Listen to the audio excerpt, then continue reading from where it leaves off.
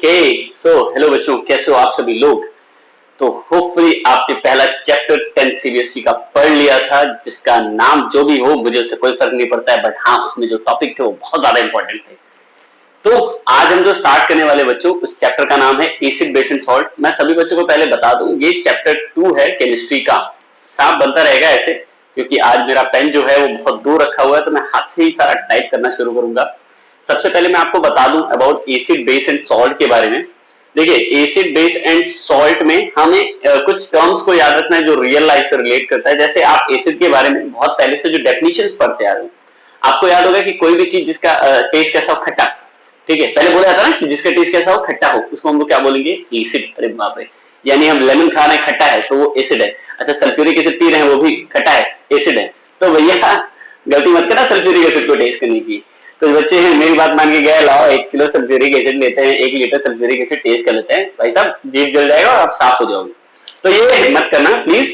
तो टेस्ट के लिए तो हम ये टर्म्स यूज नहीं कर सकते, क्योंकि हर जगह टेस्ट टर्म हम अगर यूज भी करते हैं ना, तो हो सकता है थोड़ा रिस्की भी हो। लेमन तो चलता है, चलो ऑरेंज भी चलेगा, लेकिन अब सब में मैं बोल दूं तो भैया रिस्की है ना, तो हम नहीं प्रेफर करेंगे।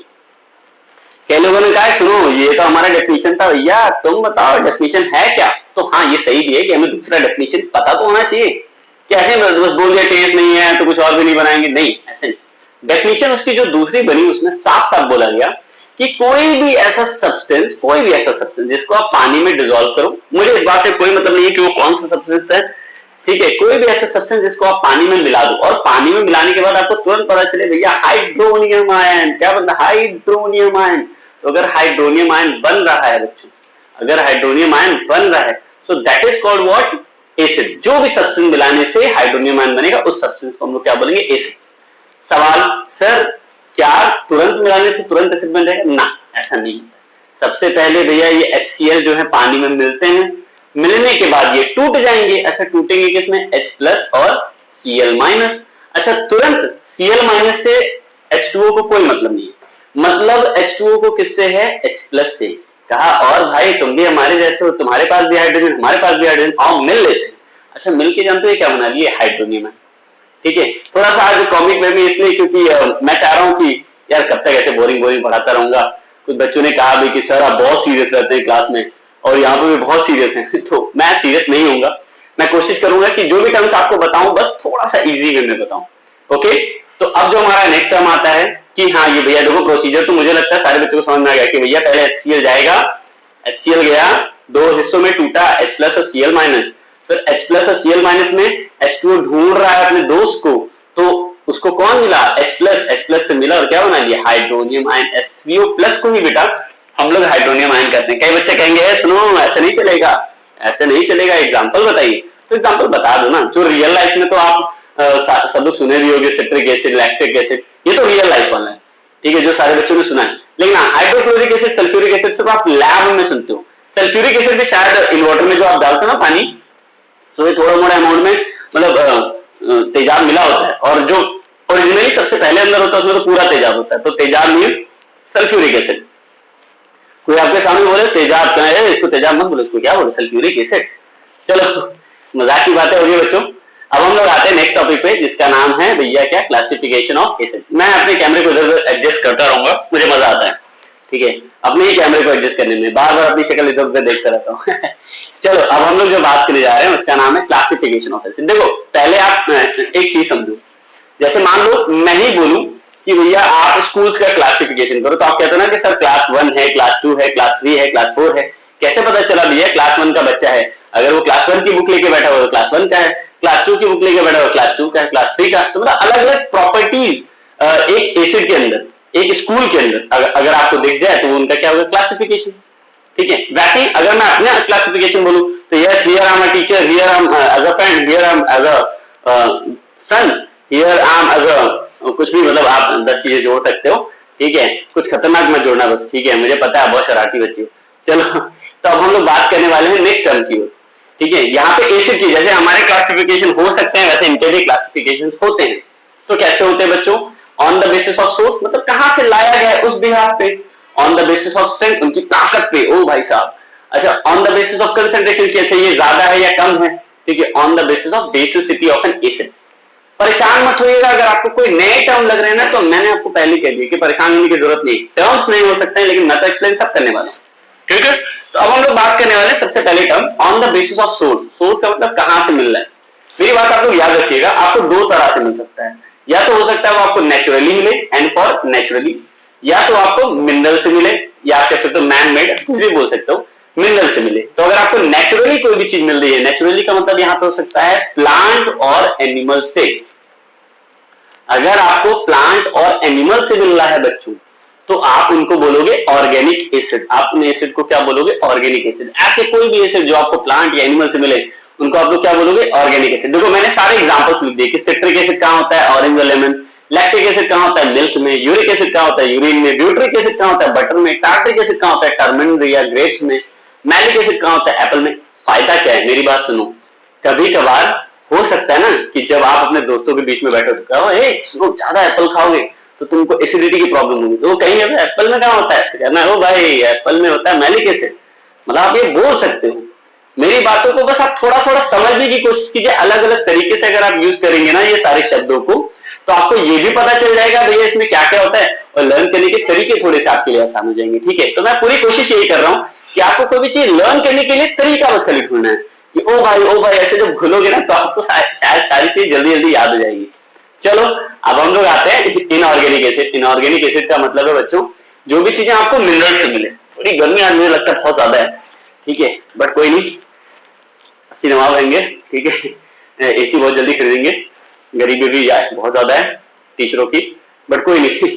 हम लोग बात कर रहे हैं इनऑर्गेनिक एसिड की। देखो इनऑर्गेनिक एसिड का मतलब होता है ऐसे एसिड जो जनरली कहां से ऑब्टेन्ड होते हैं, मिनरल से, ठीक है। अगर कोई भी एसिड्स कहां से ऑब्टेन्ड होते हैं बच्चों, मिनरल से, तो ऐसे एसिड्स को हम लोग क्या बोलते हैं, इनऑर्गेनिक एसिड। मेरी बात समझिएगा, मिनरल से सिट्रिक एसिड आपको नहीं मिलने वाला है, मैलिक एसिड आपको नहीं मिलने वाला है, ये सब नेचुरली आपको मिलता है प्लांट और एनिमल से। मिनरल से आपको मिल सकता है hydrochloric acid, sulphuric acid, phosphoric acid, ठीक है। फिर उसके बाद आपको मिल सकता है सल्फ्यूरस एसिड, एक minute, H2SO7, sorry H2SO4, H2SO3, H2SO7, बहुत सारे होते हैं, ठीक है। तो आप अलग अलग टर्म है, ठीक है, आप उन सभी को याद कर लीजिएगा। अब हम लोग आते हैं नेक्स्ट टर्म पे, ठीक है। इसको हम लोग ओलियम भी कहते हैं, H2SO7 को हम लोग ओलियम भी कहते हैं, बट ये टर्म अभी है नहीं, मुझे लगता है कोई बच्चा सुना भी होगा, बट कोई नहीं, मैंने हो सकता है जल्दबाजी में लिख दिया हो। बट H2SO3 आप याद कीजिए, H2SO7 मुझे नहीं लगता कि आपके सिलेबस में है, बट अगर नहीं है तो क्या हुआ, ओलियम जानने में क्या जाता है, तो सकते हैं कह रहे भैया इसको ओलियम कहते हैं, तुम्हें नहीं पता हमको पता है।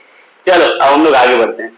तो शायद आप बोर नहीं हो रहे, मुझे ऐसा लग रहा है, और मेरे ये जो शक्ल है मुझे लग रहा है परेशान कर रहे हैं। चलो कोई नहीं, अब आता है next term acids on the basis of strength. देखो हमने लिखा भी है acids on the basis of strength. तो अब मैं अपनी शक्ल को थोड़ा सा ऊपर कर लेता हूं, मुझे अच्छा लगता है अपनी शक्ल ऊपर करने में। तो on the basis of strength बच्चों ये दो एसिड बढ़िया, कौन कौन, एक था स्ट्रॉन्ग एक था वीक। अब जैसे मान लो मैं ही कहूं कि मैं इससे स्ट्रॉन्ग हूं और इससे वीक हूं, इसका मतलब क्या हो गया कि कुछ ऐसी प्रॉपर्टीज मेरे अंदर होगी जो मैं इसके सामने स्ट्रॉन्ग हो गया, बट इससे क्या हो गया, कमजोर। या आप कह सकते हो हाइट या बॉडी, वैसे सेम टर्म ना एसिड्स के लिए भी होता है। अब वो एसिड तो हाइट और बॉडी तो नहीं जाएंगे कि देखो मेरे डोले शोले, ऐसा कुछ नहीं, तो वो नहीं दिखाएंगे। तो उनका डोला शोला ये जो शब्द है, इसका यहाँ पे मतलब क्या है, किसके पास ज्यादा हाइड्रोनियम आयन, एक पर्टिकुलर आपको अमाउंट दे दिया, दोनों को फिक्स अमाउंट, उसमें किसमें सबसे ज्यादा हाइड्रोनियम आयन या H+ आयन बन रहा है। जिसमें ज्यादा बन रहा होगा बेटा वो होगा स्ट्रॉन्ग, जिसमें कम बन रहा होगा वो क्या होगा, वीक। अच्छा सोचो, दोनों सेम क्वांटिटी में दिया तो एक में ज्यादा एक में कम कैसे बन रहा होगा। एक पूरी तरीके से टूट जा रहा होगा तो उसमें ज्यादा बन जा रहा होगा, एक पूरी तरीके से नहीं टूट रहा होगा तो उसमें ज्यादा नहीं बन रहा होगा। यही टर्म हमको समझना भी है कि एसिड्स जो बच्चों कंप्लीटली डिसोसिएट हो जाए एक्वा सॉल्यूशन में, जिससे H+ या H3O+ निकले, उसको हम लोग क्या बोलेंगे, उसको हम लोग बोलेंगे बच्चों स्ट्रॉन्ग एसिड। उसको हम लोग क्या बोलेंगे, स्ट्रॉन्ग एसिड, ठीक है। और जो पूरी तरीके से ना डिसोसिएट हो गया उसको हम लोग क्या बोलेंगे, वीक एसिड। अब याद रखना, कोई तुमसे बोल दे कि सर ये 80% डिसोसिएट हो गया तो उसको क्या बोलेंगे, तो याद रखना 30% से जितने ऊपर होते हैं ना बेटा, मान लो डिसोसिएशन 30% से ऊपर जिनका भी हो गया उनको हम लोग बोलेंगे स्ट्रॉन्ग एसिड। और 30% से भी मान लो अगर भैया कम हो रहे हैं तब तो आप उनको वीक बोलोगे ना। ये तो आपको समझना पड़ेगा कि अगर 30% से भी अगर कम होंगे तब तो आप उनको वीक बोलोगे। तो स्ट्रॉन्ग एसिड्स के बच्चों देखो मैंने कुछ एग्जांपल्स आपको लिख दिए, HCl, H2SO4, HNO3, H3PO4, H2SO7 भी लिख दिया, तो याद ही कर लो क्या जाता है। H2SO3 भी आप चाहो तो याद कर सकते हो बच्चों, ठीक है। तो ये सारे किसके एग्जाम्पल है, स्ट्रॉन्ग एसिड्स के। वीक एसिड्स में एसिटिक एसिड हो गया, फॉर्मिक एसिड हो गया, हाइड्रोजन फ्लोराइड हो गया, ये सब किसके एग्जाम्पल हैं, वीक एसिड्स के।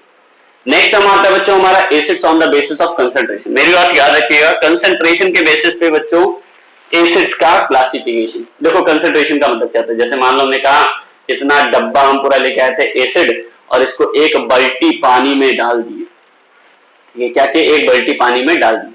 अच्छा होगा क्या, मान लो यहाँ पे पानी है और यहाँ पे आप एसिड ऐड करो, और उल्टा भी करके बताता हूं, जैसे मान लो ये डब्बा है, इसमें आप पानी ऐड करके देखो, तब क्या होगा। एक चीज याद रखना, अगर ये एसिड है, मैं आपको सजेशन दे रहा हूं, और पानी आप इसमें कभी डायरेक्टली ऐड मत करना बेटा। जैसे आप रियल लाइफ में, अगर आपको एक एग्जांपल दूं, गरम गरम, खूब गरम गरम, एकदम खतरनाक गरम गरम तवा है और उस पर आप फेंको पानी, एक गिलास पूरा पानी फेंको, अगर आप वहां सामने खड़े हो ना बेटा, तो जो स्टीम निकलेगा और आपके हाथों पैरों पे जो गिरेगा, मुझे लगता है कम से कम आप 10 दिन जो आती होंगी मेडिसिन या ऊपर लगाने वाला, 10 दिन से पहले वो कभी सही नहीं होगा, इम्पॉसिबल है ये चीजें। तो याद रखना ये हमें करना ही नहीं है। हमें क्या करना है भैया, पानी ज्यादा क्वांटिटी में खूब लेना, और ड्रॉप बाय ड्रॉप हमको क्या करना है, एड ऑन करना है। ड्रॉप बाय ड्रॉप अगर हम ऐड करेंगे तो हो सकता है रिस्क की चांस, हो सकता है क्या, रिस्क की चांसेस बहुत कम हो जाती है। लेकिन अगर उल्टा कर दिया ना, जो मैंने आपको पहले समझाया, तो भैया बहुत ज्यादा रिस्की है, आपके हाथ कुछ भी जल सकते। तो प्लीज कोई आपसे पूछे कि अगर मान लो हमको एसिड का डाइल्यूशन करना, मतलब पानी मिलाना है, तो पानी में एसिड मिलाएंगे या एसिड में पानी, तो हमेशा बोलना भैया पानी, नीचे पानी है, पानी में हम क्या मिलाएंगे, एसिड, ड्रॉप बाय ड्रॉप, ठीक है। तो अब हम बात करते हैं, वीक एसिड हो गया, कंसेंट्रेशन के बेसिस पे डिवीजन। तो देखो दो चीजें हो सकती है, मान लो हमने एसिड लिया, खूब एसिड लिया 1 लीटर, ऐसे एग्जांपल के हिसाब से बता रहा हूं, और हमने 100 ml पानी इसमें ऐड किया, ठीक है। तो 100 ml 1 लीटर के कंपैरिजन में तो भैया बहुत कम है, तो उस वक्त भी हमारा जो एसिड होगा वो क्या होगा, कंसंट्रेटेड। लेकिन हाँ, पूरा 1 लीटर अगर मान लो सिर्फ इसमें होता है क्या, HCl या H2SO4, तब ये क्या होता, हाई कंसंट्रेटेड। थोड़ा सा पानी मिला दिया तो उसको क्या बोलेंगे, डाइल्यूट, ठीक है। और ज्यादा पानी मिला दिया तो मोर डाइल्यूट, और ज्यादा पानी मिला दिया और ज्यादा डाइल्यूट, और ज्यादा पानी मिला दिया और ज्यादा डाइल्यूट। मतलब डाइल्यूशन जैसे जैसे आप पानी बढ़ाओगे उनकी बढ़ती जाएगी। बट डेफिनेशन के लिए आपको बस आपको याद रखना है कि कंसंट्रेटेड एसिड में एसिड ज्यादा होगा एज कंपेयर टू वाटर। छोटा सा टर्म है, आप याद भी रख सकते हो, जो मैं बोल रहा हूं सिर्फ उसी को इंग्लिश में लिखा हूं तो आपके लिए आसान है कि कोई बोले है एक्सप्लेन कंसंट्रेट, तो acids which have more quantity of what, acid, and less quantity of water, वो क्या होगा, कंसंट्रेटेड। उल्टा वो डाइल्यूट, मतलब जिसमें पानी ज्यादा हो और एसिड कम हो तो वो क्या होगा भैया, हमारा डाइल्यूट, ठीक है। अब हम लोग आते हैं बच्चों नेक्स्ट पॉइंट पे। अब एक टर्म आता है बेसिसिटी ऑफ एसिड। पहले मैं क्लियर कर दूं, बहुत सारे बच्चे इस चीज को लेकर कंफ्यूज होते हैं। जैसे बेसिसिटी का मतलब होता है ना, मान लो भैया मेरे पास इतना बड़ा डब्बा था, अच्छा डब्बे में मैंने सबको बोला इसमें बॉल है, लेकिन कितने बॉल है ये पता नहीं। अच्छा जब मैंने डब्बा खोला तो पता चला 4 बॉल निकल गए, ठीक है। यहाँ बॉल को आप हमेशा H+ मानना, बॉल को हमेशा आप क्या मानोगे, H+, ठीक है। वो जब पानी में मिलेगा तो क्या बन जाएगा, H3O+। अगर जितने नंबर ऑफ, याद रखना बेसिसिटी ऑफ एन एसिड ये कहता है एक मॉलिक्यूल, किसमें, एक मॉलिक्यूल में कितने नंबर ऑफ हाइड्रोनियम आयन बन जा रहे हैं वाटर में मिलने के बाद, वही उसका कहलाता है क्या, बेसिसिटी ऑफ एन एसिड। जैसे HCl में एक ही निकल पाएगा, उससे ज्यादा नहीं निकल पाएगा, तो उसकी बेसिसिटी ऑफ एन एसिड कितनी होगी, 1। H2SO4 में तो देखो एक बार H3O निकला तब भी HSO4 माइनस है, HSO4 माइनस को बच्चों हमने जब पानी मिलाया फिर H3O+ निकल गया, तो 2 बार H3O+ निकल रहा है, तो इसकी बेसिसिटी कितनी हो सकती है, मैक्सिमम कितनी हो सकती है, 2। कोई पूछे मिनिमम तो कह देना मिनिमम 1 भी हो सकती है, 0 भी हो सकती है भैया, लेकिन मैक्सिमम कहां तक जाएगी, 2 तक। तो अगर किसी की बेसिसिटी बच्चों 2 है तो उसको हम लोग बोलते हैं डाइबेसिक एसिड। किसी की बेसिसिटी 1 है तो उसको बोलेंगे मोनोबेसिक एसिड। अगर कई बच्चे कंफ्यूज जाते हैं कि सर बेसिक लिखा है, बेसिक की बात करें, तो याद रखना हमें पहला वाला शब्द देखना ही नहीं है, बाद वाला शब्द देखना है। बाद वाले में लिखा है एसिड यानी कितने number of hydronium ion, base लिखा होता है कितने नंबर ऑफ OH-, तो अभी वो आएगा, बाद में बात करेंगे हम लोग। ट्राइबेसिक का मतलब 3H3O+ आयन निकले एक मॉलिक्यूल में, कितने में, एक मॉलिक्यूल में क्या निकले, 3H3O+। अब हमारा नेक्स्ट टर्म आता है, कई लोग कहते हैं कि भैया क्लासिफिकेशन तो हो गया, अब और बताइए। तो देखो कुछ कैरेक्टरिस्टिक्स, कैसे पता चलेगा भैया वो एसिड है, तो कुछ ऐसे कैरेक्टरिस्टिक्स हैं जो आप मतलब कोशिश भी मत कीजिएगा, रिस्क हो सकता है। कि भैया एसिड्स का टेस्ट कैसा होता है, शोध। हाँ कुछ हम कर सकते हैं, लाओ चलो लेमन का टेस्ट करा दो, ठीक है, सबको टेस्ट मत करना, रिस्की है। तो अगर टेस्ट नहीं कर सकते हो तो आप कैसे डिटेक्ट कर पाओगे, तो उसके लिए एक छोटा सा ऑप्शन बनाया गया, लिटमस पेपर है, कई बच्चे सुने भी होंगे, मिथाइल ऑरेंज है, फिनोप्थिलीन है। मैं आपको तरीका बताता हूँ। लिटमस पेपर ब्लू, अगर लिटमस पेपर कैसा ब्लू, दो तरह के होते हैं, एक होता है ब्लू एक होता है रेड। अगर ब्लू लिटमस पेपर के कांटेक्ट में जैसे ही एसिड आएगा, कौन आएगा, जैसे ही एसिड आएगा तुरंत ब्लू से किसमें हो जाएगा, रेड।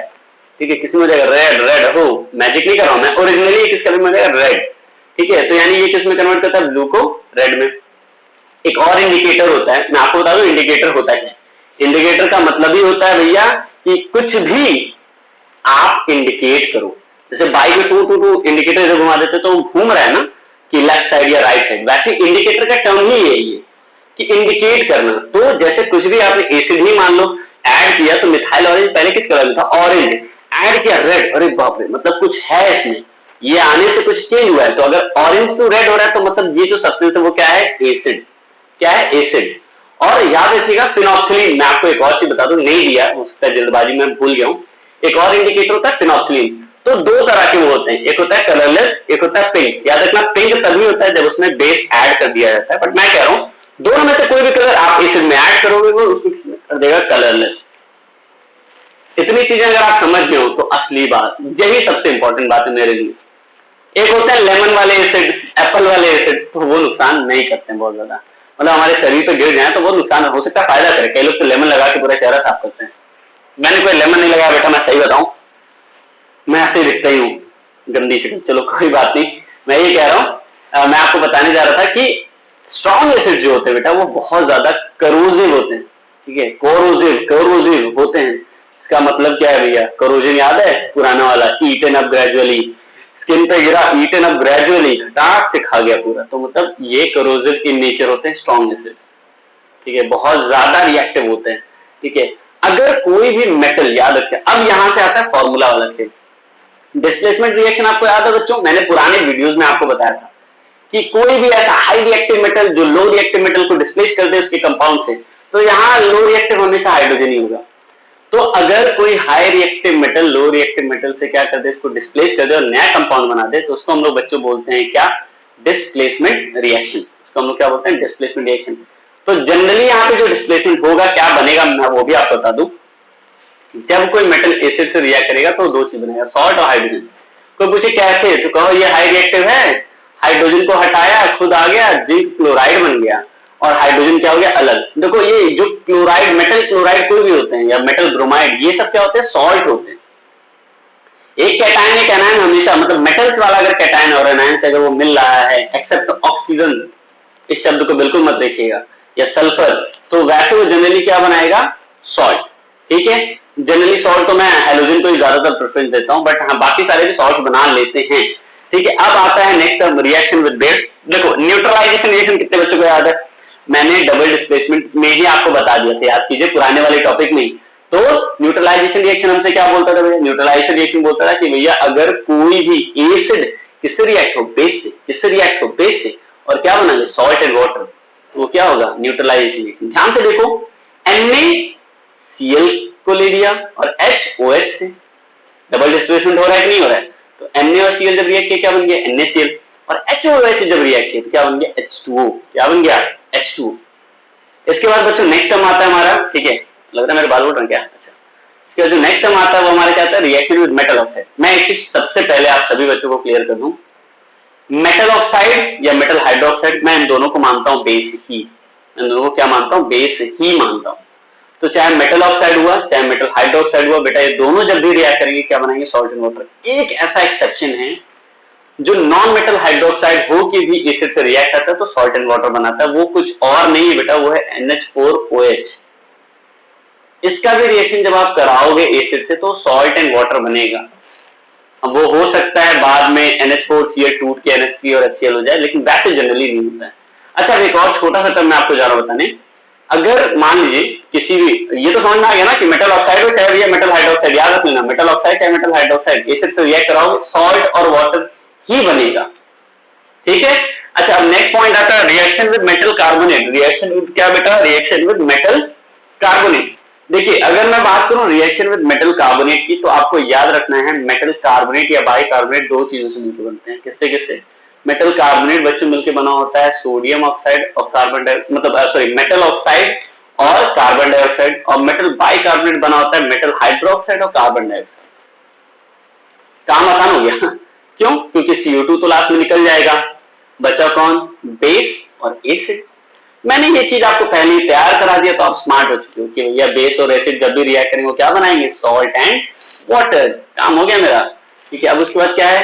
कोई हमसे पूछे एसिड में क्या कॉमन है, ठीक है, तो हम सभी को पता है कि सारे एसिड में क्या कॉमन है? Hydrogen ion. इसी की वजह से इलेक्ट्रिसिटी कंडक्ट करते हैं। बट कई बच्चे हमसे ये सवाल करने लगे, सर अल्कोहल में, सर ग्लूकोज में, इसमें भी तो हाइड्रोजन होते हैं, तो क्यों इलेक्ट्रिसिटी नहीं कंडक्ट? बेटा उसमें हाइड्रोजन होते हैं, हाइड्रोजन आयन नहीं। कल कल नहीं सर प्रूव करके दिखाए, तो कुछ मत करो। देखो बढ़िया से मैं आपको डायग्राम दिखाता हूँ। अच्छा डायग्राम, सॉरी मुझे लगता है मैंने बनाया नहीं। चलो यही पे बता देता हूँ कि ये एक है, दूसरा डब्बा, तीसरा डब्बा। अच्छा तीनों में वायर लगा दो, बल्ब से कनेक्ट कर दो और यहाँ पे बैटरी लगा दो। अगर सच में आयंस बनेंगे तो भैया बल्ब ग्लो हो जाना चाहिए। तो तीनों में रखा, सिर्फ बल्ब जानते हो किसमें ग्लो हुआ बेटा? हाइड्रोक्लोरिक एसिड, और किसी में नहीं हुआ। याद रखिएगा तीनों का एक्वस सोल्यूशन ही आप बनाइएगा, ठीक है, मतलब पानी। अच्छा एक्वस सोल्यूशन क्यों? ऐसे रहिए अल्कोहल को वैसे नहीं, क्योंकि अगर वाटर रहेगा, प्योर वाटर लीजिए, तब एक काम कीजिए प्योर वाटर लीजिए, तो थोड़ी सी पॉसिबिलिटीज आ जाएगी। या तो ग्लूकोज और अल्कोहल अलग अलग आप लीजिए लिक्विड फॉर्म में, उसमें वाटर मत मिलाइए, और हाइड्रोक्लोरिक एसिड को वाटर में मिला लीजिए, तो क्या होगा? इलेक्ट्रिसिटी सिर्फ HCl ही करेगा। लेकिन कई लोग ये भी बोलते हैं कि सर ड्राई HCl और मॉइस्ट HCl में कौन करेगा? याद रखना ड्राई HCl कभी नहीं कंडक्ट करेगा। सवाल मैं आपको खुद बता देता हूँ, ड्राई HCl याद रखना बेटा कभी भी H+ में या H3O+ नहीं बनने वाला है। जब तक वो पानी के कांटेक्ट में नहीं आएगा तब तक वो H3O+ बना ही नहीं सकता। और जब तक बच्चों में H3O+ नहीं बना रहा है तब तक आप रिएक्शन सोच भी नहीं सकते, रिएक्शन होने ही नहीं वाला है। ठीक है, फिर नेक्स्ट टर्म हमारा था बेस। देखो बेस के लिए मैं आपको एक बेसिक डेफिनेशन बोल दूं, कोई भी ऐसा सब्सटेंस उठाओ जिसको एसिड के साथ रिएक्ट कराओ, सॉल्ट एंड वाटर या तो बन जाए, या कोई भी ऐसा सब्सटेंस उठाओ बेसिक वे में, ठीक है, जिसको आप नॉन मेटल ऑक्साइड के साथ रिएक्ट कराओ, सॉल्ट एंड वाटर बन जाए। वैसे नॉन मेटल ऑक्साइड तो आपकी डेफिनेशन में नहीं दिया, बट फिर भी मैं आपको बता दे रहा हूँ, कोई भी ऐसा मेटल सॉरी सब्सटेंस उठाना है जिसको एसिड के साथ क्या कराना है? हमको रिएक्ट कराना है, और सॉल्ट एंड वाटर अगर बन जा रहा है तो उसको हम लोग क्या बोलेंगे? बेस। अब नेक्स्ट टर्म बेस का क्लासिफिकेशन, मैं आपको एक छोटी सी बात बता दूं, बेस का क्लासिफिकेशन आप सचमुच में नहीं जान पाओगे, तो इसीलिए मैंने आपको बोला कि बेस जानने होने से पहले भैया, क्लासिफिकेशन जानने से पहले आप एल्केली जान लो। एल्केली कोई भी ऐसा बेस जिसको पानी में मिलाया हमने, जिसको पानी में हमने क्या कर दिया? मिला दिया, मिलाने के बाद वो तुरंत OH- आयन रिलीज करने लगी, तो वही उस कहलाता है एल्केली। तो जनरली एल्केली क्या होता है? वाटर सोल्यूबल बेसिस होता है, और हाइड्रोक्सिल आयन क्या करता है? प्रोड्यूस करता है। ठीक है, तो उनको हम लोग क्या बोलते हैं बच्चों? एल्केली। इनका क्लासिफिकेशन देखो पहला दिया कंसंट्रेशन, ये तो हम समझ गए कि भैया जिसमें बेस ज्यादा पानी कम वो कंसंट्रेटेड, जिसमें बेस कम और पानी ज्यादा वो dilute. On the basis of strength, तो मतलब ये क्या होगा? स्ट्रॉन्ग और वीक, या तो एसिड जैसा ही है स्ट्रॉन्ग और वीक। तो स्ट्रॉन्ग एल्केली और वीक एल्केली में भैया जिसमें OH- आयन पूरी तरीके से बनने लगे, यानी डिसोसिएशन अच्छे से हो, वो स्ट्रॉन्ग। जिसमें अच्छे से ना हो वो क्या होगा? Weak. Acidity of base, basicity of acid में हम लोग H+ देखते थे, एसिडिटी ऑफ बेस में हम लोग क्या देखेंगे बच्चों? OH-। ठीक है, तो देखो ये सारे टर्म्स यहाँ पे दिए हुए हैं। मैं चाहूंगा जो मैंने बोला है प्लीज आप इसको एक बार देख लीजिए। देखिए स्ट्रॉन्ग और वीक बोला था, हो गया। एक टर्म यहाँ पे लिखा हुआ है कैल्शियम हाइड्रोक्साइड, बच्चों पूरी तरीके से पानी में सोल्यूबल नहीं होते हैं, बट फिर भी ये डिसोशिएट हो जाते हैं OH- में। ठीक है, ये स्ट्रॉन्ग बेस तो है लेकिन एल्केली कैसा है? वीक। बात समझ में आई? तो इसीलिए हम इसको बोलते हैं क्या? Strong base but weak alkali, क्योंकि पूरी तरीके से पानी में सोल्यूबल ही नहीं होता, बट जितना भी होगा वो पूरा OH- में हो जाएगा। ये बात नहीं समझ पाया। मैंने कहा जैसे मान लो इतना बड़ा बर्तन लिया भैया, इस पूरे बर्तन में हमने पानी भर दिया, डाले हम यहाँ पे क्या? कैल्शियम हाइड्रोक्साइड, तो जितने डिजोल्व हो गए, पानी घुल मिल गए ना, वो तो बन जाएंगे, कुछ नीचे जाके बैठ गए, तो भैया जो बैठ गए उनको तो आप नहीं करा पाओगे ना, कैसे वो डिसोशिएट होंगे? तो वो टर्म यहाँ पे लिखा हुआ है। अच्छा अब इसका देखो वीक एल्केली वाला भी डेफिनेशन बोलिए, एसिडिटी और बेस, देखो सारी चीज वही है, बस वहां पे नंबर ऑफ H+ आयन की जगह OH- आयन, पर मॉलिक्यूल ऑफ एन एसिड था, यहाँ पे पर मॉलिक्यूल ऑफ बेस या एल्केली भी आप लिख सकते हो। ठीक है, तो यहाँ पे भी mono basic acid, sorry mono acidic base, di acidic base, ये टर्म्स रहेंगे, ठीक है, कुछ नया नहीं। अच्छा, अब हम लोग बात करने वाले, जानते हो क्या बेटा, हम लोग बात करने वाले हैं जनरल कैरेक्टरिस्टिक्स, ठीक है। जनरल कैरेक्टरिस्टिक्स में हम अगर मेनली बात करें तो भैया बेस का टेस्ट कैसा होता है, कड़वा, बहुत कड़वा। सर्फ खा के देखो, नहीं प्लीज मत खाना, वो होते हैं स्लिपरी या सोपी टच होते हैं। ये जैसे याद करो, एसिड किसमें चेंज करता था हम लोग को, एसिड हम लोग को चेंज करता था ब्लू टू रेड, ये किसमें चेंज करेगा, रेड टू ब्लू। जनरल में अगर मैं बात करूं तो कलरलेस फिनोल्फथलीन को ये किसमें चेंज करता है, पिंक में। मैंने आपको पहले ही बता दिया था कि भैया बेस में मिला हुआ पिंक मिल जाता है। स्ट्रॉन्ग बेसिस भी करोसिव इन नेचर होता है, ऐसा नहीं कि सिर्फ acid he corrosive in nature होता है, बेस भी करोसिव इन नेचर होता है। और जितने भी एल्केली होते हैं ना, एल्केली की मैं बात कर रहा हूं, वो इलेक्ट्रिसिटी कंडक्ट करेंगे क्योंकि उसमें OH माइनस आयन रिलीज होने वाला है। कोई भी बेस एसिड से रिएक्ट करेगा, ये तो आप पहले जान चुके हो, वो सॉल्ट एंड वाटर बनाएगा। कोई भी बेस अगर मेटल से रिएक्ट करे, लेकिन कैसे मेटल, एम्फोट्रिक। अब कई बच्चे कहते हैं कि सर एम्फोट्रिक क्या है, तो जनरली मैं ऐसे सब्सटेंस को एम्फोट्रिक बोलता हूं जिनके अंदर डुअल कैरेक्टर हो, मतलब उनका ऑक्साइड कभी भी एसिडिक कैरेक्टर और बेसिक कैरेक्टर दोनों शो करने लगे, तो इसलिए एम्फोट्रिक शब्द आ गया। तो आप एम्फोट्रिक मेटल से जब इनको रिएक्ट कराओगे, याद रखना बच्चों, तो क्या बनाते हैं, सॉल्ट और हाइड्रोजन भी बनाते हैं। इजी है। अच्छा, जैसे मैं मेटल ऑक्साइड को बेस बोलता था बच्चों, मैं मान लेता हूँ ना, नॉन मेटल ऑक्साइड हमारा क्या है, तो बेस अगर नॉन मेटल ऑक्साइड से रिएक्ट होगा तो बताइए क्या बनेगा, उसमें भी सॉल्ट एंड वाटर बनेगा, कुछ नया थोड़ी ना। अच्छा, अब हम लोग बात कर रहे हैं, कोई पूछे हमसे एल्केली में क्या कॉमन है, तो बोलोगे उसमें OH माइनस आयन कॉमन है। सवाल ये देखो भैया, हमने ये तो पता कर लिया कि ये एसिड है या बेस, बट कई बच्चों का सवाल ये भी आता है कि सर एसिड बेस तो हम जान गए, लेकिन ये कैसे पता चलेगा कौन स्ट्रांग है कौन वीक है। तो टेस्ट तो नहीं करवा सकता, क्योंकि सब टेस्ट करवाऊंगा तो कहीं तो नुकसान हो सकता है। Sulphuric acid, nitric acid test कर लिया तो पेरेंट्स मुझे गुस्सा मानने लगेंगे, ठीक है, तो वो नहीं कर सकता। तो क्या करना है भैया, इसके लिए हमको कुछ सोचना तो पड़ेगा। तो हम क्या करेंगे, हम यूज करेंगे यूनिवर्सल इंडिकेटर, ठीक है, वो बताता है स्ट्रेंथ। अब कई बच्चे कह रहे हैं सर ऐसा कैसे, वो कलर्स चेंज करता है, पता है। अभी डायग्राम तो इसमें नहीं बन सकता, बट आपको बताऊं, ये ऐसे वैल्यूज में लिखे होते हैं। इन वैल्यूज की जगह पे आप जब नया नया लोगे, कभी लैब में अगर मैं गया ना, तो इस बार उसके वीडियोस भी बनाऊंगा, यूट्यूब पे जरूर डालूंगा कि भैया ये देखो ये कलर दिखाता है, इस कलर के बिहाफ पे हमको पता चल जाता है कि ये एसिड है या बेस, और स्ट्रॉन्ग है या वीक है, कलर बेसिस पे। ये 0 1 2 3 मैंने तो ऐसे ही लिख दिया है, बट वो पीएच वैल्यू कलर से बेसिस बताता है। पीएच का मतलब होता है पावर ऑफ हाइड्रोजन, तो कलर बेसिस पे बताता है। तो मेरे बच्चे आप याद रखिएगा, और हो सकता है स्कूल जब भी खुले, अभी तो स्कूल खुला नहीं, लैब नहीं खुला, तो ये नहीं पॉसिबल है। हाँ, मैं कोशिश करूंगा अगली बार जब भी आपको कोई नया वीडियो बताऊंगा तो एसिड के बारे में जरूर बताऊंगा, एक इमेज कहीं ना कहीं से उड़ा के आपको दिखा भी दूंगा, ठीक है। अब हम लोग बात करते हैं importance of pH in everyday life, but before that मैं आपको बता दूं, ये जो वैल्यूज है ना, आपको थोड़ा सा याद रखना है। जैसे मान लो इतना लंबा हाथ किया आपने, इतना लंबा आपने हाथ कर लिया, तो जो दूर दूर हैं वो होंगे स्ट्रॉन्ग, यानी 0 वाला भी स्ट्रॉन्ग और 14 वाला भी स्ट्रॉन्ग, 0 वाला भी स्ट्रॉन्ग और 14 वाला भी स्ट्रॉन्ग। लेकिन 0 वाला हमारा क्या होगा, एसिड, और 14 वाला हमारा क्या होगा, बेस। यानी 0 वाला स्ट्रॉन्ग एसिड और 14 वाला बेस। जैसे जैसे पास आओगे बेटा, तो उनके जो भी कैरेक्टर, जैसे एसिड के कैरेक्टर घटने लगेंगे, बेस के कैरेक्टर घटने लगेंगे। तो यहां से यहां पे जब आप बढ़ोगे तो एसिडिक कैरेक्टर क्या होगा, डिक्रीज। देखो मैंने लिखा भी है साफ साफ, इधर से आप इधर आओगे तो बेसिक कैरेक्टर डिक्रीजेस, लेकिन इधर से इधर जाओगे तो बेसिक कैरेक्टर क्या होगा, इंक्रीजेस। अब एक छोटा सा सवाल, 7 जिसकी पीएच वैल्यू होती है उसको हम लोग क्या बोलते हैं, वो होता है न्यूट्रल। 7 जिसकी पीएच वैल्यू होती है बेटा, वो क्या होता है, सॉरी 7 पे साइन करना था मुझे, 7, वो क्या होते हैं, न्यूट्रल। तो याद रखिएगा, न्यूट्रल जनरली मैं अगर जानता हूं तो वो होता है प्योर वाटर। अगर कहीं गलती से भी भैया हल्का उनका टैप वाटर आ गया ना, तो नियम बदल देंगे, मैं पहले ही बोल दे रहा हूं। तो ये चीजें मुझसे मत बोलना कि आपने बताया नहीं, ठीक है। अब आते हैं बच्चों, चलो कोई नहीं, हम लोग आते हैं नेक्स्ट पॉइंट पे, जिसका नाम है हम लोग importance of pH in everyday life. बात भी सही है। अब जैसे मैं ही हूं, मैं कभी कभी बहुत ज्यादा खा लेता हूं, तो मुझे होने लगती है बहुत ज्यादा प्रॉब्लम पेट में, ठीक है, पूरा सीना और सब कुछ जलने लगता है। असल में इस प्रॉब्लम को बोलते हैं एसिडिटी। तो कई बच्चे कहते हैं सर आपने इनो का ऐड नहीं देखा क्या? हाँ, मैंने इनो का ऐड देखा है, लेकिन आपको बता तो दूं उसमें होता क्या है। पता है बच्चों, जो इनो का ऐड हमको दिखाया जाता है, अगर हमारे पेट में सच में एसिडिटी है तो उस वक्त हमारा पीएच जो है 2 से भी घट के नीचे तक पहुंच जाता है, ठीक है, 2 से भी घट के नीचे तक पहुंच जाता है। अब इससे क्या होगा भैया, हमको प्रॉब्लम होगी। तो जनरली एक तरह का एंटासिड हमको दिया जाता है, मिल्क ऑफ मैग्नीशिया। ठीक है, ये जनरली हमारे बिहार पे अगर मैं आपको बताऊं तो ये होता है बेस, ठीक है। So it act as a good base, या बेकिंग सोडा बहुत सारे बच्चे सुने होंगे, तो वो कैसा एक्ट करता है, it act as a good base. इसका काम होता है बॉडी में एसिड ज्यादा है, बेस डाल दो कि न्यूट्रलाइज होता रहे, कंट्रोल हो जाए। तो यही टर्म आपको याद भी रखना है।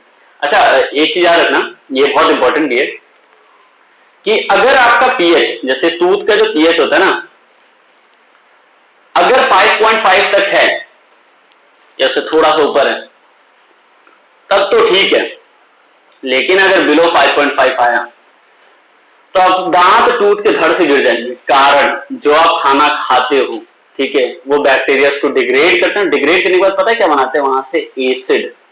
जैसे ही वो एसिड सिक्रीट करते हैं, याद रखना, जैसे वो कहां दिखा नहीं, पता नहीं कहां लिखा, मुझे दिखाई भी नहीं दे रहा है, बट वो जैसे ही एसिड सिक्रीट करते हैं, याद रखिएगा बेटा, एसिड सिक्रीट करने के बाद ही तुरंत उनके अंदर एक्टिविटी ज्यादा होती है, मसल्स से आपके दांत को पूरा उड़ाना शुरू कर देते हैं। वैसे इतना बायो में नॉलेज नहीं है मुझे, मैं केमिस्ट्री में भैया हूँ एक्सपर्ट, कई बच्चे मुझसे बोलेंगे सर ऐसा नहीं होता, ऐसा होता है, नहीं, मैं बायो की बात नहीं कर रहा हूँ। मैंने उसके लिए बोला भैया एसिड दांत में आएंगे, भैया दांत को धीरे धीरे सड़ाना शुरू कर, गलाना शुरू कर, दांत खत्म होने लगेगा, बचाने का काम कौन करता है, टूथपेस्ट में होता क्या है, होता है उसमें बेस। तो बेस जब भैया एसिड के कांटेक्ट में आएगा तो क्या करेगा, न्यूट्रलाइज करेगा। बस इतना ही आपको याद रखना था। फिर अब जैसे भैया कुछ खतरनाक एनिमल या प्लांट्स में तो मुझे नहीं पता, बट एनिमल में दो तीन लोगों का मुझे अच्छे से नाम याद है। एक था हड्डा, जिसको कई लोग वो कहते हैं शायद वॉस्प बोलते हैं ना, ठीक है, और एक था मधुमक्खी। मुझे लिटरली इन लोगों से बचपन में इतना डर लगता था, कारण बताऊं, ये काटते थे और मैं खली जैसा दिखने लगता था।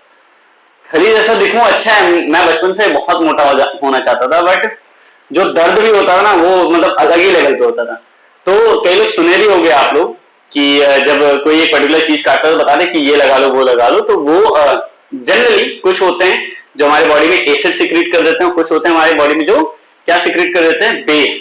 तो हनी भी जो होता है ना वो हमारे शरीर में एसिड इंजेक्ट कर देता है। जैसे हमारे शरीर में एसिड इंजेक्ट करता है, कई लोग बोलते हैं ना कि ए भाई वो लगा लो, चूना लगा लो, तो जनरली वो क्या बोलते हैं, बेस लगा लो, ठीक है। आप लोग तुरंत भागते हो कि चूना लगा लो, चूना लो, मतलब बेस बोलते हैं। वैसे आप बेकिंग सोडा भी लगा सकते हो, ठीक है। अगर वैस्प इंजेक्ट करता है हमारे शरीर में, याद रखिएगा, अगर हमारे शरीर में वैस्प इंजेक्ट करता है तो एल्केलिन इंजेक्ट करता है।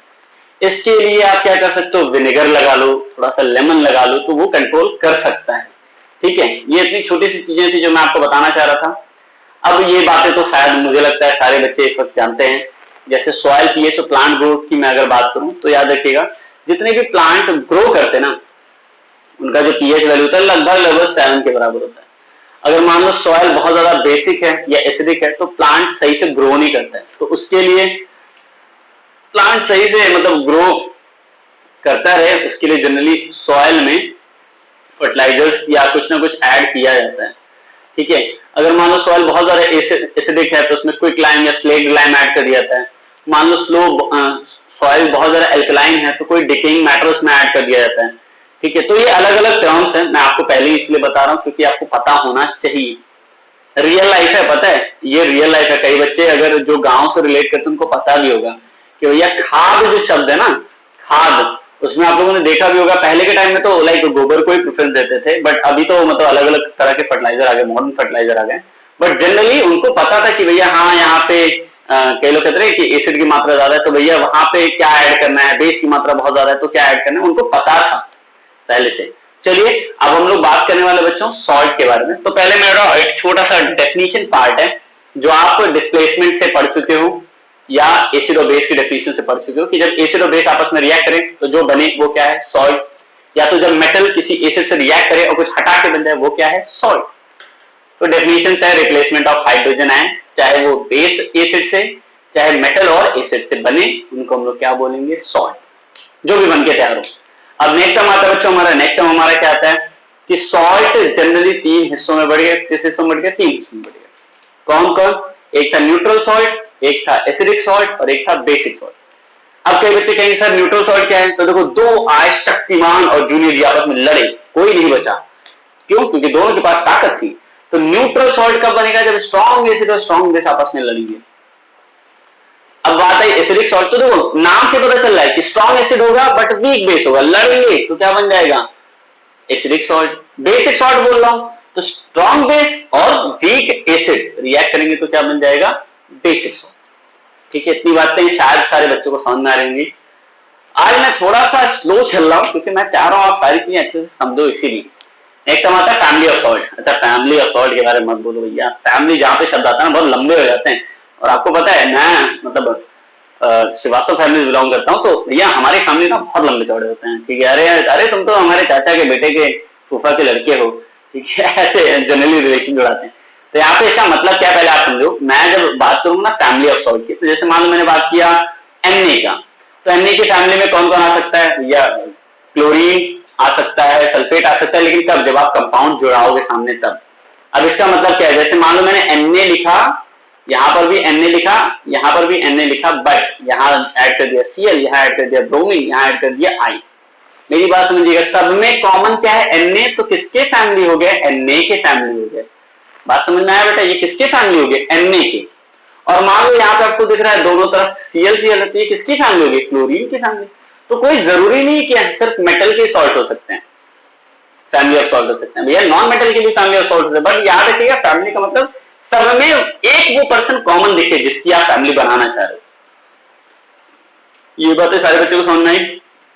ओके, अब आता है नेक्स्ट टर्म कॉमन सॉल्ट। बनाने वाली बात आ रही है, देखो सारे बच्चे समझना।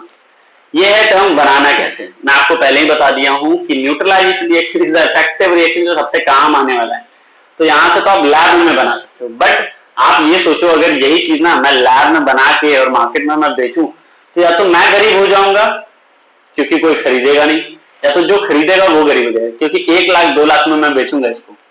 अब कॉमन सी बात है, लैब में जो सामान लेके आ रहा हूँ 1 किलो भी बनाने में मुझे बहुत पैसे लग जाएंगे, मतलब लगभग 20-25 हजार रुपए मेरे खर्चे हो सकते हैं। ठीक है, मुझे कहा पता भैया कितनी देर में रिएक्शन हो रहा है, तो फिर दूसरा लेके आ जाऊंगा। ठीक है, तो पैसे ज्यादा खर्चे होंगे, तो महंगा बेचूंगा। अब 10 रुपए में 20,000 में खरीदोगे, 10,000 में खरीदोगे, कभी जिंदगी में नहीं खरीदोगे। तो बेटा वहां पर आप न्यूट्रलाइजेशन से काम नहीं चला सकते हो। तो नेचुरली जो बनता है ना वो बनता है, आप सारे बच्चे सुने भी होंगे। सी वाटर वाला तो सब सुने, रॉक सॉल्ट वाला मतलब बहुत कम बच्चे सुने होंगे, क्योंकि अंडरग्राउंड डिपोजिट से निकाला जाता है, तो वो टर्म तो बहुत कम है। बट सी वाटर वाला तो मुझे लगता है जो पुराने टाइम के बच्चे होंगे वो टाटा सॉल्ट का एड जब देखते होंगे तो पानी पूरा घुमाता है, समुद्र से निकालता है, वो वाला टर्म देखते होंगे। बट अगर नहीं भी देखा तो मैं आपको बता दूं, इवापोरेशन होता है। जैसे मान लो पानी भर के लाया समुद्र का और उसका इवापोरेशन कराया, तो नीचे जो मिलता है उनको नमक ही मिलता है। उस नमक में हो सकता है कि कुछ अदर इंप्योरिटीज भी हो, उनको प्यूरिफाई किया जाता है, बट जनरल ट्रेंड यही है कि रॉक सॉल्ट से या सी वाटर से ही हम निकालते हैं। ठीक है, फिर आता है यूजेस ऑफ कॉमन सॉल्ट। तो जनरल बात करूं मैं, तो भैया खाना बनाने में तो यूज होता ही है, अचार बनाने में तो यूज होता ही है, सोप बनाने में भी इनका यूज होता है। अभी कैसे, अभी आगे दिखेगा। ठीक है, आइस को मेल्ट कर, ये सबसे ज्यादा कोल्ड कंट्रीज में होता है कि जहां भैया बहुत ज्यादा बर्फ की चादर बन जाती है, गाड़ी चल ही नहीं पाती, तो वहां पे आइस गिराया जाता है, आइस कह रहा हूं, नमक गिराया जाता है कि वो पिघल जाए पूरा। ठीक है, common salt generally sodium hydroxide को बनाने के लिए यूज होता है, सोडियम कार्बोनेट को, बेकिंग सोडा को, इन सबको बनाने के लिए यूज होता है। एक छोटा सा काम करते हैं ना, अब जब नाम आ गया कि ये सब बन सकते हैं, तो हमने क्या किया, सोडियम क्लोराइड का हाइड्रोलिसिस करा दिया in the presence of electricity. ठीक है, जब बनाया तो 2 चीजें बनी, पता है क्या क्या, एक बना सोडियम हाइड्रोक्साइड, दूसरा बना क्लोरीन और हाइड्रोजन। कई लोग कह रहे हैं सर दोनों एक साथ क्यों, मतलब दोनों अलग अलग बने। हाँ, ये होते हैं HCl लेकिन टूट जाते हैं किसमें, H2 और Cl2 में, यानी HCl भी बन रहा है, Cl2 और H2 भी बन रहा है, ये याद रखना सारे बच्चे। ठीक है, तो ये टर्म्स बनते हैं। अब कई बच्चे बोल दिए कि सर इतना बता ही दिए तो यूजेस भी बता दिए, बिल्कुल बता देता हूं, मुझे क्या दिक्कत है। सोडियम हाइड्रोक्साइड का यूज सोप और डिटर्जेंट बनाने में होता है। सोडियम हाइड्रोक्साइड का यूज आर्टिफिशियल टेक्सटाइल फाइबर और पेपर में यूज होता है। सोडियम हाइड्रोक्साइड का यूज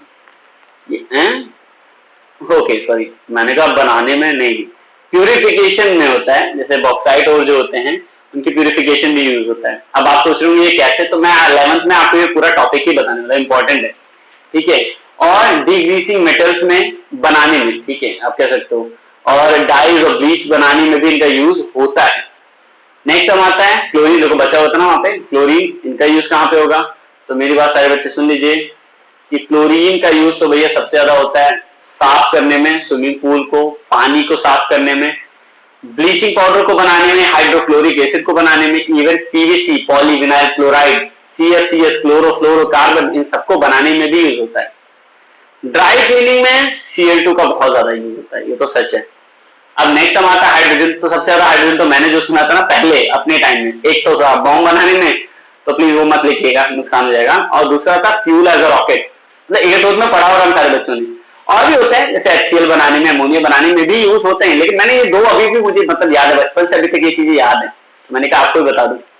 फिर आता है हाइड्रोक्लोरिक एसिड। मैंने कहा था ना H2Cl2 या HCl भी बनते हैं, लेकिन कम हो सकता है क्वांटिटी में बने। अब हाइड्रोक्लोरिक एसिड का जो टर्म है ना वो कहां पे यूज होता है समझिएगा।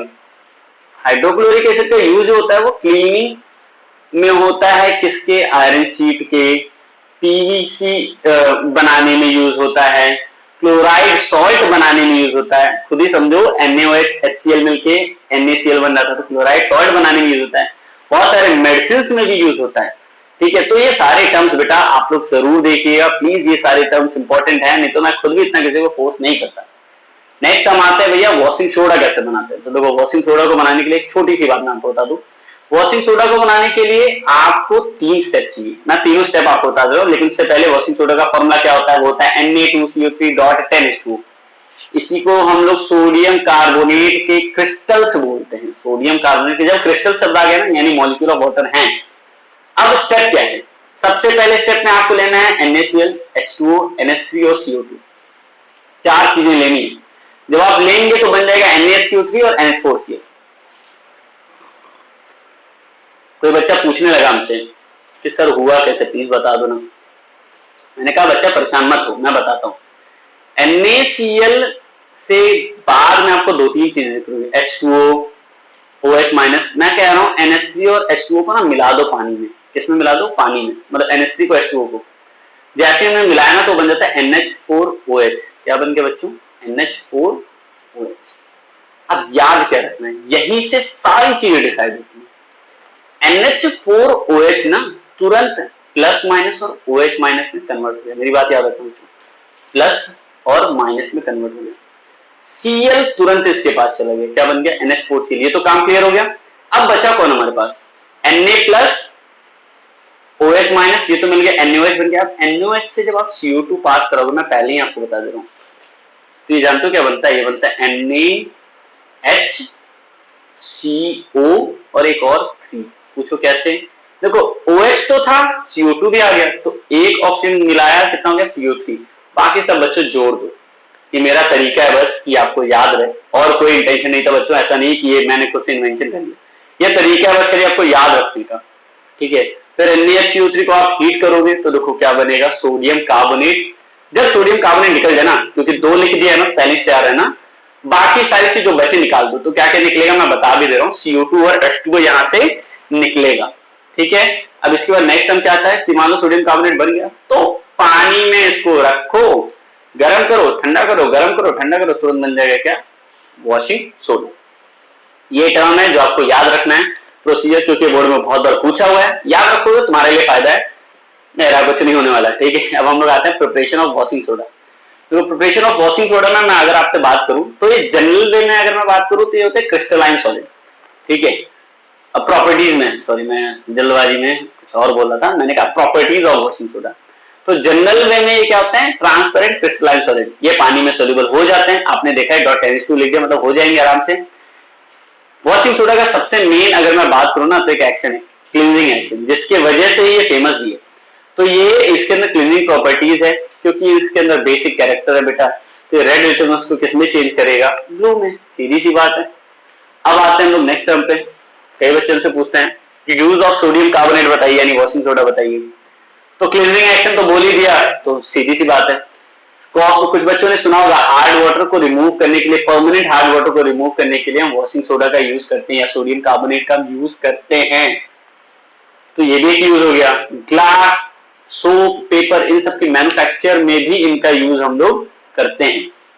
नेक्स्ट हम पे आते हैं बच्चों बेकिंग सोडा। देखो बेकिंग सोडा अगर आपको बनाना सीखना है ना, आप सिर्फ पहला मेथड वॉशिंग सोडा का याद रख लो, आपका काम आसान हो गया।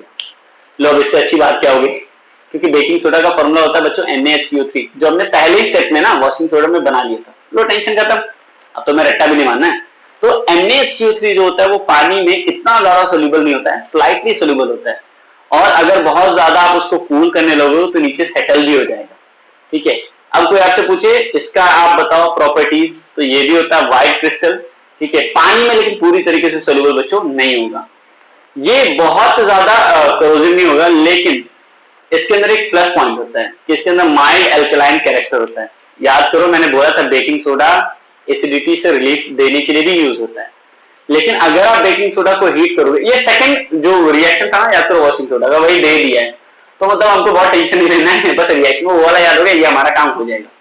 यूजेस ऑफ बेकिंग सोडा मैंने बोला एसिडिटी को रिलीफ कराने के लिए, मतलब एज एन एंटासिड यूज होता है। दूसरा बेकिंग पाउडर बनाने में भी यूज होता है, सारे बच्चे सुने भी होंगे। बेकिंग पाउडर बनाने से क्या होता है भैया, वो केक जो होता है ना बना के हम लोग तैयार कर सकते हैं। ठीक है, तो बेकिंग पाउडर से आप वो केक भी बना सकते हो। होता क्या है मैं आपको खुद भी बता दूं, बेकिंग सोडा में जब हम क्या ऐड करते हैं, टार्ट्रिक एसिड, ये टार्ट्रिक एसिड का फॉर्मूला है। तो जनरली वो क्या जो बना के तैयार करता है, वो बनाता है सोडियम टार्ट्रेट सॉल्ट। याद रखिए वो क्या बनाता है, सोडियम टार्ट्रेट सॉल्ट। उसके साथ साथ उसमें रिलीज होता है बच्चों CO2। क्या रिलीज होता है, CO2। यही CO2 ही थोड़ा सा रिस्पॉन्सिबल होता है, ठीक है, कि वो थोड़ा इफेक्टिव होने लगता है, क्योंकि पूरा CO2 तो रिलीज हो गया, एसिडिक कैरेक्टर पूरा खत्म हो गया। तो ये जो होता है it act like a baking powder. ये कैसे एक्ट करने लगता है, लाइक अ बेकिंग पाउडर। इसका यूज फायर एक्सटिंग्विशर में भी होता है, कई बच्चे सुने भी होंगे। तो क्या होता है फायर एक्सटिंग्विशर में भैया, आपने ले लिया बेकिंग सोडा, H2SO4 में मिलाया, रिलीज क्या होने वाला है, देखो आप पहले ही समझ चुके हो, मैंने इशारों में बता दिया कि CO2 रिलीज हो रहा है। और CO2 को आप जानते हो कि ये नॉन सपोर्टर ऑफ कंबशन होता है, जिसके कॉन्टैक्ट में भी आएगा ये आग जलने बुझ जाएगी। ठीक है, मूवीज में देखना खचाक से निकलता है व्हाइट कलर का पूरा धुआं धुआं, तो CO2 ही होता है। ठीक है, नोजल को प्रेस करते हैं ना, याद करो। तो यहाँ पे वो टर्म्स हैं जो आपके काम लायक हैं। मैं आपको बता दूं ब्लीचिंग पाउडर, लेकिन पहले ब्लीचिंग पाउडर समझने से पहले बच्चों मैं आपको बता दूं ब्लीचिंग एजेंट और डिसइंफेक्टेंट क्या होता है। तो कई बच्चे मुझे कह रहा है कि सर थोड़ा देर रुक जाइए, हम लोग थक चुके हैं। तो प्यारे बच्चों मैं भी रात की कितने बज रहे, 11:52 हो रहे हैं, और मैं ये वीडियो बना रहा हूँ, तो आप सोच सकते हो कि मुझे कितनी तगड़ी नींद आ रही है। बट कोई नहीं, आज मैं वीडियो बनाऊंगा और आपको पोस्ट भी करूंगा, सो दैट आप ये पूरे वीडियो देखिए और आप अच्छे से इसको पढ़िए। नेक्स्ट टाइम हम लोग ब्लीचिंग एजेंट और डिसइंफेक्टेंट के बारे में पढ़ते हैं। देखो मैं अगर बात करूं ब्लीचिंग एजेंट का, तो देखो ऐसे कोई भी सब्सटेंस जो कलर रिमूव कर दे, किसमें से, कलर्ड सब्सटेंस से। याद रखना कलर सब्सटेंस पूरा कलर ही रिमूव कर दे और वो कलरलेस बना दे, इनको हम लोग बोलते हैं ब्लीचिंग एजेंट। बट डिसइंफेक्टेंट का कलर से लेना देना नहीं, इसका काम है जर्म्स को किल करना। इसका काम क्या है बच्चों, जर्म्स को किल करना, इनको हम लोग बोलते हैं डिसइंफेक्टेंट। ठीक है, ये चीजें अगर क्लियर हो गई तब हम लोग ब्लीचिंग पाउडर के बारे में पढ़ेंगे। देखो ब्लीचिंग पाउडर क्या पहले फॉर्मूला क्या होता है, इसका होता है कैल्शियम ऑक्सीक्लोराइड CaCl2। सवाल ये बनाएंगे कैसे, तो कुछ मत करो, सिलेक्ट लाइन को Cl2 से पास करा दो। जैसे ही पास करा बच्चों क्या बन जाएगा, ब्लीचिंग पाउडर। काम हो गया हमारा। अब प्रॉपर्टीज, व्हाइट कलर का होता है, स्मेल कैसी आती है, क्लोरीन जैसी, पानी में सोल्यूबल हो जाता है, लेकिन गर्म पानी में शायद कम हो, ठंडे पानी में तो बहुत ज्यादा तेज सोल्यूबल हो जाता है। कैल्शियम क्लोराइड को जब आप सल्फ्यूरिक एसिड से रिएक्ट कराओगे, याद रखना ये क्लोरीन रिलीज करने लगता है। ठीक है, तो जब क्लोरीन आप कह रहे हो रिलीज भी हो रहा है, तो क्लोरीन बन भी सकता है। ठीक है, कैसे, डाइल्यूट एसिड से रिएक्ट करा दो तो आप बन जाएगा वहां ब्लीचिंग पाउडर का। देखो यही टर्म मैंने यहाँ पे बोला भी है। ठीक है, अब नेक्स्ट टर्म पे हम लोग आते हैं। Next term uses of bleaching powder. तो देखो ब्लीचिंग पाउडर का तो सबसे ज्यादा यूज होता है वो लॉन्ड्री में भी होता है। ठीक है, साफ करने के लिए कपड़ों को, डिसइंफेक्टेंट में भी मतलब दोनों तरह से एक्ट करता है, यूज होता है। क्लोरोफॉर्म बनाने के लिए भी यूज होता है। ये जो ऊनी कपड़े नहीं होते उनको अनश्रिंक करने के लिए भी, मतलब सिकुड़ जो जाते हैं उनको अच्छे से सही करने के लिए भी यूज होता है। ठीक है, एज एन ऑक्सीडाइजिंग एजेंट भी कहीं कहीं ब्लीचिंग पाउडर यूज होता है बच्चों। लास्ट टर्म में, इसके बाद भी एक और टर्म है, लास्ट के सेकंड लास्ट वाला टर्म है प्लास्टर ऑफ पेरिस। देखो पहले बता दूं कहाँ रियल में यूज होता है। मूर्तियां देखते हो आप लोग, ऐसी नॉर्मल मूर्ति नहीं, कुछ ऐसी मूर्ति होती है जो व्हाइट कलर को शाइनिंग शाइनिंग होती है और एक अच्छा सा शेप ऑफ लेके अच्छी मतलब अच्छी डिजाइन में लगती है। वो जनरली बनती जो है ना वो प्लास्टर ऑफ पेरिस है। लेकिन मूर्ति से पहले ना आप घरों में सुनोगे पीओपी जरूर लगवाइएगा। वो पीओपी होता क्या है, वो है प्लास्टर ऑफ पेरिस, कुछ नया नहीं है। वो क्या है, प्लास्टर ऑफ पेरिस। तो आपसे कोई बोले कि पीओपी, तो आप कहना ना पीओपी नहीं, इट्स प्लास्टर ऑफ पेरिस। इसका फॉर्मूला क्या है, CSO4 डॉट हाफ H2O, इसी को कई लोग कैल्शियम सल्फेट हेमीहाइड्रेट भी बोलते हैं। ठीक है, अब सवाल ये इसको बनाएंगे कैसे। तो देखो दो हैं लोग, एक है जिप्सम, एक है प्लास्टर ऑफ पेरिस। जिप्सम को जब हीट करते हैं ना 100 डिग्री सेल्सियस, तो कुछ मॉलिक्यूल ऑफ वाटर, कुछ में fraction of molecule of water वहां से निकल जाते हैं बेटा, और क्या बन जाते हैं, प्लास्टर ऑफ पेरिस। अब मैं ये कह रहा हूँ प्लास्टर ऑफ पेरिस मान लो बन गया, आप उसको फिर से मान लो सेट आउट करने के चक्कर में होगा ना, जैसे व्हाइट कलर में मान लो आप उसको सेट करने लगे, तो जैसे ही आप उसको सेट करोगे फिर से वो जिप्सम बनेगा। अब ये एज अ हार्ड मास हो गया। पाउडर्ड वाला जिप्सम तो ठीक था, हार्ड मास वाला जिप्सम, मेरी बात समझिएगा, आप उसको हीट करोगे ही तो इतनी आसानी से अब वो चीज ना हो। ठीक है, इसीलिए मैं आपको एक टर्म यूज करता हूँ कि एक बार ये है, आप लोग देखते हुए, जब आपको पक्का प्लास्टर लगता है ना, तो अगर ये मान लो यहाँ तक सेट हो गया है, आपको बहुत ज्यादा दर्द भी हो रहा है ना, तो वो काटते हैं। ठीक है, क्योंकि हीट करेंगे हो सकता है आपका हाथ भी जल सकता है, इसलिए हीटिंग टेक्निक नहीं किया जाता है, वो हार्ड मास पूरा बन जाता है। ठीक है, हैंड प्लास्टर जिसका हाथ टूटा होगा, मेरा एक बार टूटा तो मुझे याद है। ठीक है, ये as a moisture proof container भी होता है, याद रखना, ये as a moisture proof container भी होता है, इवन थोड़ा मोड़ा कैसे तो थोड़ा मोड़ा फायर प्रूफ भी होता है। ठीक है, अब हम बात करें तो इसका फ्रैक्चर में तो यूज होता है, मैंने आपको पहले ही बता दिया। डेकोरेटिव मटेरियल्स को बनाने में भी इनका यूज होता है बहुत ज्यादा। फायर प्रूफिंग मटेरियल देखो मैंने बोला वहां पे भी यूज होता है, और पेंटिंग वेंटिंग के लिए भी यूज होता है। मतलब जैसे मान लो अगर पीओपी पहले लगे ना, उसके ऊपर पेंट करो बहुत अच्छा दिखता है सरफेस। ठीक है, तो स्मूथ सरफेस के लिए भी पीओपी का यानी प्लास्टर ऑफ पेरिस का हम लोग यूज करते हैं। लास्ट टॉपिक है बच्चों हमारा वाटर ऑफ क्रिस्टलाइजेशन। देखो पहले मैं आपको छोटी सी बात बता दूं, क्रिस्टलाइजेशन शब्द है, अलग शब्द है, क्रिस्टल बन जाना। वाटर ऑफ क्रिस्टलाइजेशन मतलब वाटर से क्रिस्टल बन जाना। तो होता है क्या, वाटर मॉलिक्यूल जिसमें आप कह सकते हो कि एक कोई भी सॉलिड क्रिस्टल का फॉर्म ले ले, तो उसको हम लोग क्या बोलते हैं, वाटर ऑफ क्रिस्टलाइजेशन। जैसे कॉपर सल्फेट में भैया 5 मॉलिक्यूल ऑफ वाटर है, तो क्या बना है, वाटर ऑफ क्रिस्टलाइजेशन। याद रखिएगा, जिस भी सॉल्ट में बच्चों वाटर ऑफ क्रिस्टलाइजेशन होता है, ऐसे सॉल्ट को हम लोग हाइड्रेटेड सॉल्ट भी बोलते हैं। अगर मान लो हमने हाइड्रेटेड सॉल्ट लिया और इसको हीट करने लगे, तो होगा क्या, जैसे ही आप हीट करोगे तो ये इनमें से वाटर मॉलिक्यूल धीरे धीरे गायब होने लगेंगे। तो अगर जब धीरे धीरे मॉलिक्यूल गायब होने लगेंगे वाटर के, तो सोचो क्या वो क्रिस्टल रहेगा, नहीं, अब उसका फॉर्म जो होगा वो फिर से चेंज जाएगा। बट कई लोग कहते हैं कि सर क्रिस्टल बन गया है, क्रिस्टल से हट भी गया, आप क्या करें, फिर से मान लो बनाना चाहते हैं, तो फिर से मॉलिक्यूल में आप ऐड कर दो, फिर से आप उसको क्या करो बच्चों, मॉलिक्यूल में आप ऐड कर दो, पानी में फिर से ऐड करो, फिर से वो बन जाएगा। बात समझ में आया, फिर से हीट और कूल करोगे तो फिर से क्रिस्टल भी बन जाएगा। क्लियर होगी बात इतनी बच्चों। तो इसी के साथ हो गया हमारा चैप्टर खत्म। मैं एक छोटी सी बात पहले सारे बच्चों को बता दूं, प्लीज जो भी आपके फ्रेंड सर्कल में हैं, उनको लगता है कि ये टॉपिक दिखाने की जरूरत है और उनका काम आसान हो सकता है, तो प्लीज शेयर करो। शेयर करने से बस ये होगा कि कोई भी बच्चे ना जिनको नॉलेज की जरूरत है, तो वो ये वीडियोस देख के भी ना सारी चीज समझ सकते हैं। मुझे पता है इस वक्त लैग बहुत ज्यादा हो रहा है, स्कूल्स का तो मतलब बहुत ही लॉस हो रहा है, इंटरनेट कनेक्शन के प्रॉब्लम की वजह से आप रेगुलर क्लासेस तो नहीं कर पा रहे, तो प्लीज ये वीडियोस अगर शेयर करोगे तो उनको हेल्प मिल जाएगी। थैंक यू बच्चों, आशा करूंगा कि सॉरी आशा तो निकलते ही उसे, तो मैं कोशिश करूंगा कि आपको ये सारे टॉपिक और अच्छे से समझना है, तो मैं और मेहनत करूंगा, बट तब तक के लिए प्लीज वीडियो शेयर करते रहिए। थैंक यू भाई, thank you thank you thank you thank you thank you thank you.